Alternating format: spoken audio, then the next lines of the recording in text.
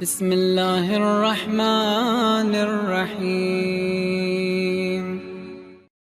اب ممبر پہ کئی ایسے لوگ آ گئے، اچھی بات ہے ذکر اہل بیت کریں، لیکن میں دیکھ رہا ہوں اسپیشلی پنجاب میں، اب پتہ نہیں پاکستان کے ہر مسئلے کا جڑ پنجاب میں کیوں ہوتی ہے۔ عقائد کی خرابی یہاں، سیاسی مسائل یہاں، مطلب جو یہاں جیتے وہ پورے پاکستان کو رول کرے، تو اسی لیے کہتے ہیں اگر پنجاب سدھر گیا تو پاکستان بھی سدھر جائے گا، سارے مسائل کی جڑیاں۔ تو سب سے زیادہ اگر کسی نے کام کرنا ہے تو پنجاب کے اندر، تو سندھ کو آپ سدھار دیں فائدہ نہیں، کے پی کے سدھر جائے فائدہ نہیں، بلوچستان سدھر جائے فائدہ نہیں، جب تک یہ نہ سدھرے۔ تو سب سے زیادہ کام یہاں پہ ہو، اور یاد رکھیے سب سے زیادہ پھر دشمن کا فوکس بھی کہاں ہوگا؟ یہاں ہوگا۔ ان کو پتا ہے کہ کراچی اچھا ہوتا ہے تو ہو جائے، کہیں تبدیلی آتی آ جائے، یہاں تبدیلی نہیں آنی چاہیے، کیونکہ یہ اکثریت کا ایک صوبہ ہے، اکثریت سب سے زیادہ شیعہ بھی اسی میں رہتے ہیں، سب سے زیادہ بگاڑ ہمارے ممبر کا بھی اسی پنجاب کے اندر ہے، فقدان ہے اخلاق کا۔ اب آج کل میں دیکھ رہا ہوں 14 سال کا ذاکر، 17 سال کا جوان ذاکر، اب ظاہر ہے پیسہ تو ہے نا، ڈیمانڈ ہے، کوئی شکل کا اچھا ہے، کوئی آواز کا اچھا ہے، ڈیمانڈ ہے، پیسہ ہے۔ اب ان کے اندر وہ اخلاقیات نہیں ہے کہ ذکر اہل بیت تبرج کا نام نہیں ہے۔ آپ بزنس کرتے ہو، پیسہ کماتے ہو، 4 لوگوں کو دکھاتے ہو، بزنس ہے، لیکن جو کمائی ذکر اہل بیت سے ہوتی ہے یہ لوگوں کو دکھانے کے لیے نہیں ہوتی۔ جوان لڑکے بڑی بڑی گاڑیاں لی، اب ٹک ٹاک کا زمانہ، فیس بک کا زمانہ، ویڈیو پر نیچے لکھ رہے ہیں ھذا من فضل ربی۔ وہ اللہ نے کب کہا کہ میں تمہیں ایک کا تو میں نے ذاکر کی ویڈیو دیکھی، کم از کم 7 گاڑیاں اس نے کھڑی کی ہیں، 10 کروڑ کی تو گاڑیاں ہوں گی، ادھر بہت بڑا بنگلہ بنایا ہوا ہے، اور لوگوں کو پھر دعوتیں بھی دے رہے ہیں آپ ہمارے پاس آؤ۔ اب جو چھوٹے چھوٹے ذاکر ہیں وہ اتنے بڑے گھر گاڑیاں دیکھتے ہیں، ان کے اندر بھی کیا پیدا ہوتی ہے؟ طلب پیدا ہوتی ہے کہ ہم بھی کیا کریں، اتنا پیسہ جمع کریں۔ اخلاقیات کا فقدان کہ بھائی یہ ممبر حسین ہے، یہ فیشن کا نام نہیں ہے، بالوں کے عجیب عجیب کوے جیسے بال بنا کے ذاکری کر رہے ہیں، مرغے جیسے بال بنا کے ذاکری کر رہے ہیں، یہ ذکر ابی عبداللہ الحسین ہے۔ یہاں پہ کوئی فیشن کرنے نہیں آیا، یہاں پہ کوئی اپنے وجود کو دکھانے کے لیے نہیں آیا، یہاں صرف اگر دکھانا ہے تو فکر حسین کو دکھانا ہے، یہاں صرف اگر کرنا ہے تو ذکر ابی عبداللہ الحسین کرنا ہے۔ اب جب یہ جو پریزنٹ کر رہا ہے اس کے اندر تربیت نہیں ہوگی تو عوام کیا سیکھے گی؟ اب پھر ایک دوسرے کو کاپی کرتے ہیں، پھر کمپٹیشن آتی ہے، آج آپ نے کیا لیا، آپ نے کیا پہنا، آپ نے، یہ تبرج جاہلی، کیونکہ تربیت نہیں ہے۔ معصومین نے اپنے نیٹ ورک میں افراد کی کیا کی تھی؟ تربیت کی تھی۔ ہم امام بھی اسے مانتے ہیں جو عادل ہو، کتنی سخت شرائط امام کے لیے، عادل ہو، عالم ہو، معصوم ہو۔ پھر اس امام اگر پردے غیب میں ہے تو ہم کسی غیرے کو مجتہد بھی نہیں مانتے۔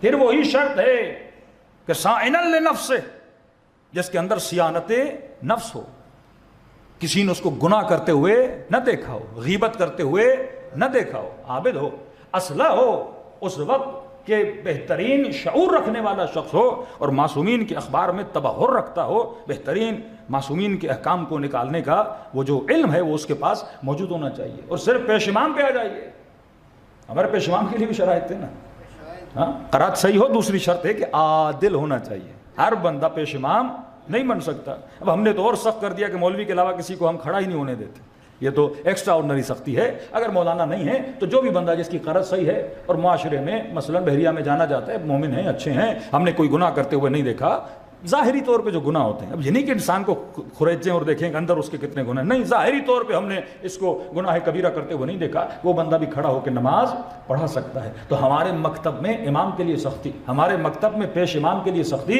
لیکن ممبر کے لیے ہم نے کوئی سختی نہیں رکھی ہوئی ہے۔ جب تک معصوم فرماتے ہیں بصیرت آپ کے اندر نہیں ہوگی، قومیں ترقی نہیں کرتی۔ کربلا والے کیوں بچے؟ کیونکہ صاحب بصیرت تھے۔ کوفے والے دھوکہ کھا گئے کیونکہ وہ صرف امام حسین کے ظاہر کو مانتے تھے، باطن کو نہیں۔ ابن زیاد نے کون سا کپڑا پہنا؟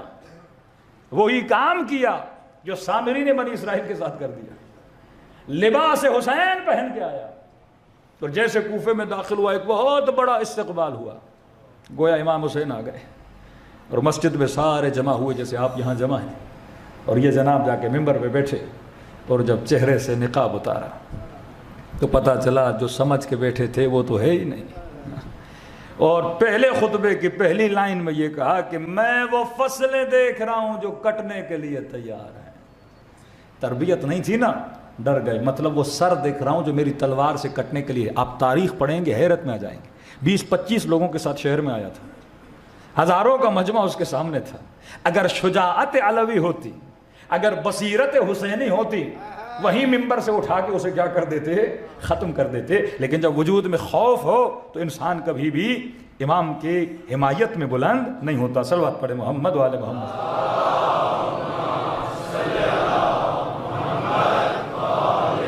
محمد وعجل فرجم. تو فرمایا بصیرت سیاسی, بصیرت اخلاقی, یہ دو چیزیں انسان کے اندر ہونی چاہیے. آج 98 کے بعد ہم شیعوں کے اندر کتنے اختلافات ہوئے, اس کا ریزن یہ ہے کہ ہمارے اندر بصیرت سیاسی نہیں تھی. بصیرت سیاسی کیسی آئے گی؟ جب آپ کمپلیٹلی سیرت اہل بیت علیہ الصلوۃ والسلام کو پڑھو گے. اس کے لیے بہترین کتاب رہبر معظم کی ہے کہ انسان نے 250 سال 250 سالہ انسان, انہوں نے سارے معصوموں کی زندگی ایک انسان کی صورت میں دکھائی ہے.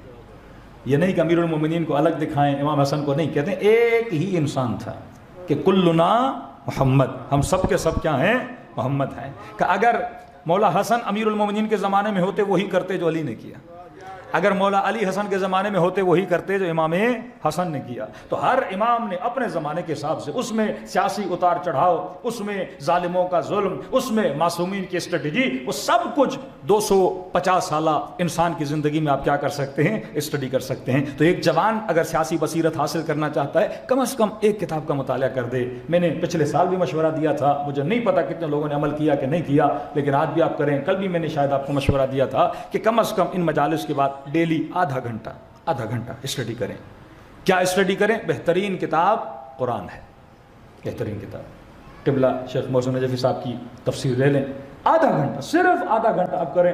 اگلے سال میں آؤں, آپ رزلٹ بتائیے گا. اب اگر کوئی مومن آدھا گھنٹہ دین کو نہ دے سکے, پھر اسے یہ کہنے کا حق نہیں ہے میں امام زمانہ کا سپاہی بننا چاہتا ہوں. پریکٹیکل بنو. جب تک پریکٹیکل نہیں بنو گے اخلاق کی بلندی نہیں آئے گی. اور مجھے آسٹریلیا کے ایک مومن نے اس پہ عمل کیا, کہتے ہیں مولانا میں اتنا ڈیپ ڈپریشن کے اندر چلا گیا تھا, انزائٹی کی میں گولیاں کھاتا تھا, لیکن جب میں نے آدھا گھنٹہ تفسیر قرآن پڑھنا شروع کی, اب کا مجھ سے زیادہ کوئی خوش ملتا ہی نہیں ہے.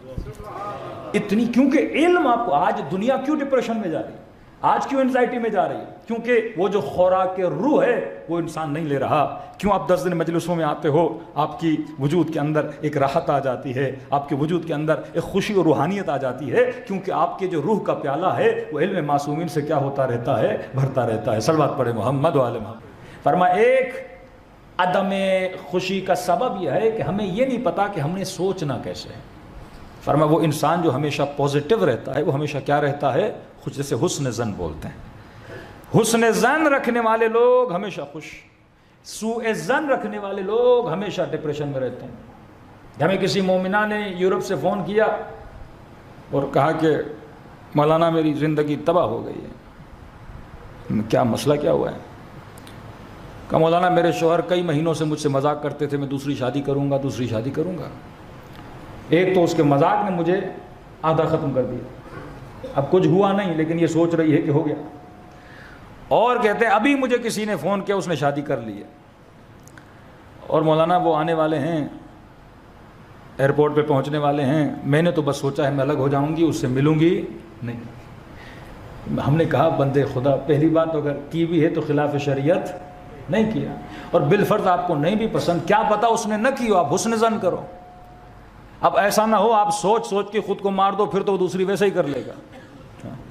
بعض اوقات ہم کسی چیز کے بارے میں سوچ کے یاد ہے وہیں کیا ہو جاتے ہیں, مر جاتے ہیں. جو ہونا ہے وہ ہو جاتا ہے. انسان اتنا سوچے کہ اپنی زندگی کو تباہ ہو برباد, صرف نیگیٹو سوچے. بعد میں ان کا فون آیا, مولانا ہم نے آپ کی بات پہ عمل کیا, ان کو ریسیو کیا, گھر لے آئے, پتہ چلا وہ مذاق کر رہے, سچ مچ انہوں نے شادی نہیں کی. میں نے کہا جو آپ کا حال تھا اس نے دوسری کر ہی لینی تھی. انسان اگر نیگیٹو سوچے گا تو زندگی کیا ہو جائے گی, تب اور بات ہے. پر مومن کے لیے کیا سوچتا ہے, اچھا سوچتا ہے. پر امیر فرماتے ہیں کسی مومن کو دیکھو 70 مرتبہ اس کے لیے اچھا خیال کرو, 70 ٹائم. یہ روایت میں مشورہ نہیں دے رہے, سائیکولوجیکل ٹریننگ دے رہے ہیں. جس طرح باڈی کے مسلز بنتے ہیں اسی طرح برین کے مسلز بلڈ ہوتے ہیں. کہ 70 ٹائم جب اچھا سوچو گے تو اب ٹریننگ ہو جائے گی اچھا سوچنے کی. اب کسی کے بارے میں، کسی مومن کے بارے میں برا نہیں سوچو گے۔ تو وہ بھی تھوڑا سا سادہ تھا، یا بولوں کیا تھا، اس نے کہا امیر المؤمنین 70 بار سوچنے کے بعد بھی پھر بھی برا خیال آئے تو کیا کروں؟ تو امام نے فرمایا پھر اپنے آپ کو بولو، اے نفس بدبخت، میں تجھے 70 نیکیاں بتا رہا ہوں تو ایک ہی برائی پہ اٹکا ہوا ہے۔ یہ برائی تیرے اندر ہے کہ تو ایک ہی برائی پہ اٹکا ہوا ہے۔ یہ باقاعدہ ٹریننگ دیتے تھے اپنے، خوشی ایسے نہیں ملتی جب تک انسان ویسا نہ سوچے۔ دوسرا فرمایا کہ دیکھو 3 طرح کے وقت ہیں، پاسٹ، پریزنٹ، فیوچر۔ فرمایا پاسٹ میں رہنا چھوڑ دو، فیوچر میں رہنا چھوڑ دو اگر خوش رہنا چاہتے۔ فرمایا زمانے حال میں رہنا سیکھو، کیا ہوگا چھوڑ دو، کیا ہوا چھوڑ دو۔ بعض لوگوں نے گناہ کبیرہ کیا ہوتا ہے، کوئی بدترین کام کیا ہوتا ہے، پورا ڈپریشن میں اللہ بخشے گا، اللہ نہیں، اللہ کہہ رہا ہے کہ اگر تیرے گناہ درخت کے پتوں سے بھی زیادہ بخش دوں گا، ہاں ریت کے ذروں سے زیادہ ہو بخش دوں گا۔ توبۃ النصوح کرو، سچی توبہ کرو، نیت کرو۔ فرمایا جو وقت گزر گیا اس وقت سے ندامت لو گناہوں سے، عبرت لو خطاؤں سے۔ جو وقت آنے والا ہے اس کے لیے تدبیر کرو تاکہ وہ خطا نہ کرو جو تم نے گزشتہ وقت میں کی تھی۔ آج میں رہنا سیکھو۔ من نظر الی ما فی ایدی الناس، فرمایا جو اللہ نے دیا اس پہ راضی ہو جاؤ۔ تیسری نشانی، لوگوں کے پاس کیا ہے یہ نہ دیکھا کرو۔ فلیٹ لیا کوئی مثلا 100 میٹر کا، پہلے تو بڑا خوش تھا کہ 100 میٹر کا فلیٹ لیا ہے 20 سال کے بعد، پھر کوئی دوست لے گیا اپنے بنگلوں میں، دیکھا بھائی اس کے پاس تو 500 گز کا بنگلو ہے، اب اسے اپنا فلیٹ ہی اچھا نہیں لگا۔ پہلے چھوٹی گاڑی لے کر آیا، بڑی خوشی، کسی کی بڑی گاڑی میں بیٹھا کہ بھائی ہماری گاڑی تو بالکل بیکار ہے، گاڑی تو یہ ہے، سیٹیں تو یہ ہیں۔ فرمایا جو لوگوں کے ہاتھوں میں ہے اگر صرف ان میں آنکھیں ڈالو گے تمہارا حزن اور غم کیا ہوتا جائے گا، بڑھتا جائے گا۔ تمہارا کام ہے محنت کرنا، جو اللہ نے دیا اس پہ کیا ہو جاؤ، خوش ہو جاؤ۔ بعض لوگ صرف دیکھا دیکھی، اکثر گھروں میں جھگڑے کیوں ہوتے ہیں؟ کیونکہ خواتین کو یہ مسئلہ ہے، میاں بڑی محنت کر کے انگوٹھی لایا، بڑی محنت کر کے ایک چھوٹا سا سونے کا سیٹ لایا، اور ان کے اصرار کے بعد ان کو ایک شادی پہ لے گیا، اور وہاں پہ انہوں نے کئی رنگس دیکھیں، کئی سیٹ دیکھے اور کئی جیولریز دیکھیں، گھر آئیں تو موڈ آف، کیونکہ شادی کھانے نہیں گئی تھیں، لوگوں کے لباس کو، سیٹوں کو دیکھنے گئی تھیں۔ تو یہ آنکھوں میں جب ہرس پیدا ہوتا ہے تو وجود میں کیا پیدا ہوتا ہے، غم پیدا ہوتا ہے۔ یہ جوانوں کو کہا کہ نگاہ حرام سے بچو، یہ آپ کے لیے بولا، کیونکہ نگاہ جب ڈالتے ہو تو ضروری نہیں چیز حصول ہو، تو نگاہ جب بڑھتی ہے تو ڈیمانڈ پیدا ہوتی ہے، اور جب ڈیمانڈ پیدا ہوتی ہے تو ہرس پیدا ہوتا ہے، اور جب ہرس پیدا ہوتا ہے تو غم پیدا ہوتا ہے۔ آپ کو کوئی گاڑی اچھی لگتی ہے، دن رات پاک ویل پہ دیکھو، ہاں بھائی آئل ایکس پہ دیکھتے رہو، دن رات دیکھے جائے۔ دیکھے ایک بندہ بھوکا ہو اور فوڈ پانڈا کھول کے بیٹھ جائے، ہاں بھائی پیٹ تو نہیں بھرے گا نا دیکھنے سے۔ معصوم فرماتے جتنا جیب میں ہے اتنا سوچو۔ 1000 جیب میں ہے، اب دیکھو میں نے 1000 میں کیا آتا ہے، پیسے بھی بچانے، کرایہ بچانا ہے، تو کوئی 200-250 کا حلیم لے کے پیٹ بھر کے رات کو سکون کے ساتھ سو جاؤ۔ پیٹ تو دال سے بھی بھر جائے گا، پیٹ تو پیاز سے بھی بھر جائے گا، انسان نے وہ سوچنا ہے۔ یہ ٹیکنیکس معصوم نے بتائی ہے خوش کیسے رہنا ہے۔ سلمان زمین پہ بیٹھا ہے تب بھی خوش ہے، اور بعض لوگ امیر بن جاتے ہیں خودکشیاں کر لیتے ہیں، شہرت ہے، پیسہ ہے، مال ہے، کیونکہ حرص ان کے وجود میں اتنا چکا ہے۔ فرمایا کہ جو اللہ نے دیا ہے اس پہ کیا ہو جاؤ، راضی ہو جاؤ۔ آج کے وقت میں جینا سیکھو۔ ہم چھوٹے تھے تو ہماری بڑے ہمیں مثال دیتے تھے کہ ایک بندہ انڈے کا ٹرے لے کے جا رہا تھا، وہ سوچ رہا تھا انڈے لیے ہیں، مرغیاں ہوں گی، پھر وہ انڈے دیں گی، پتہ نہیں کتنی فیکٹریاں میری لگ جائیں گی، اور اتنے میں سوچتے سوچتے وہ ٹرے بھی گر گیا، جو تھا وہ بھی تباہ ہو برباد ہو گیا۔ تو فرمانی آج تمہاری ذمہ داری کیا ہے؟ مولانا کریں گے، نمازیں پڑھیں گے جب بوڑھے ہو جائیں گے، ہاں ہمیں پتہ ہے ہمارے اوپر خمس واجب ہے، لیکن اب نہیں۔ بھئی کل کس نے دیکھی ہے؟ یہ سارعون الی الخیرات، نماز قضاء آج سے شروع کر، کار خیر کرنے آج سے شروع کر، تفسیر قرآن پڑھنی آج سے شروع کر، اپنے اخلاق کو درست کرنے آج سے شروع کر، کسی مومن سے معافی مانگنی ہے آج سے شروع کر۔ آج اگر نیت کرو گے اور آج اگر سانسیں چلی گئیں تو حدیث ہے، فرمایا جو نیت کرتا ہے میں آج سے اپنی ساری قضائے نمازیں پڑھوں گا، اور آج سے شروع کرتا اگر موت بھی آ گئی خدا دوسری نمازیں کیا کرتا ہے، معاف کر دیتا ہے، کیونکہ اس نے نیت تو کی تھی نا نماز پڑھنے کی۔ لیکن ایک وہ ہے جو کہتا ہے بوڑھا ہوں گا تو پڑھوں گا. ارے بڑھاپا کس نے دیکھا ہے؟ بعد میں نیکی کروں گا، بات کس نے دیکھی ہے؟ کئی ایسے لوگ تھے، جیسے بہت بڑی شخصیت عبداللہ ابن مسعود قاریان قرآن میں سے، ان کی قرت بڑی مشہور ہے. امام حسین نے مدد کے لیے بلایا، کربلا نہیں گئے. ایک اور جناب ہیں، امام حسین نے کہا آؤ میری مدد کے لیے. کہنے لگا کہ مولا حسین میرا دل کرتا ہے کہ تاریخ میں میرا نام لکھا جائے. میں ایسی جنگ میں کیوں آؤں جس جنگ کا انجام مجھے پتہ ہے؟ مطلب میں گمنام ہو کے مر جاؤں گا، مجھے کوئی یاد نہیں کرے گا. اور آج اگر کربلا آیا ہوتا تو اس ممبر سے اسے سلام کیا جاتا. تجھے کیا پتا کس کو یاد کیا جائے گا؟ تو اپنی ڈیوٹی نبھا جو اللہ نے تجھ پہ واجب کیا. اگر تجھے نظر آ رہا ہے حسین ابن علی حق پر ہیں تو حسین ابن علی کا کیا دے؟ ساتھ دے. یہ نہ سوچ کیا ہوگا، عزت دینے والا خدا، ذلت دینے والا خدا ہے. یہ نہیں گیا. اور کہتے ہیں جب 10 عاشور کا دن آیا، اسے پتہ چلا امام شہید ہو گئے تو تھوڑا سا بیدار ہوا، ارے مجھ سے کہیں غلطی تو نہیں ہو گئی. کہتے دوڑا دوڑا گیا تاکہ جلدی پہنچے امام حسین تک، اور جب پہنچا مولا شہید ہو چکے تھے. کہتے ہیں اس کے دماغ پر جنون سوار ہوا. جب دیکھا نا لاشیں پڑی ہوئی ہیں، فرزند رسول کے بدن پہ اتنے پتھر مارے گئے ہیں اور اتنی مظلومیت سے مارا گیا ہے، کہتے جنون سوار ہوا اور اس نے گھوڑے کو نہر دجلہ کا رخ دیا اور اسی نہر میں گرا اور ڈوب کے مر گیا. موت تو آئی، لیکن کیسی موت آئی؟